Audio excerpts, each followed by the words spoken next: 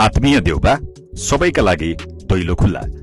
चाहे विद्यार्थी हुन् या युवा, नयाँ पुस्ता हुन् या पुराना, शेरबहादुर देउबासँग संवाद गर्ने सबैले एउटै कुरा महसुस गर्छन्, त्यो हो उहाँको सरलता।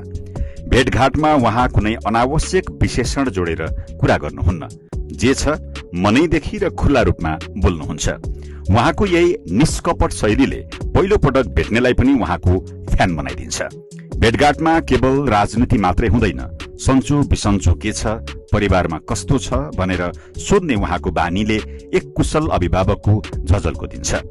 उहाँ साह्रै राम्रो पोलिटिकल प्लानिङ गर्ने मानिस हो उहाँ, र एकदमै हम्बल, हरेक मान्छेप्रति बडो प्रेमपूर्वक र मान्छेको दुःख बुझ्ने मान्छे हो शेरबहादुरजी। मैले संगत गर्दा उहाँसँगको छोटो भेटपछि फर्कने जो कोहीले पनि एउटा अनौठो आत्मीयता र सम्मानको महसुस गर्छन्।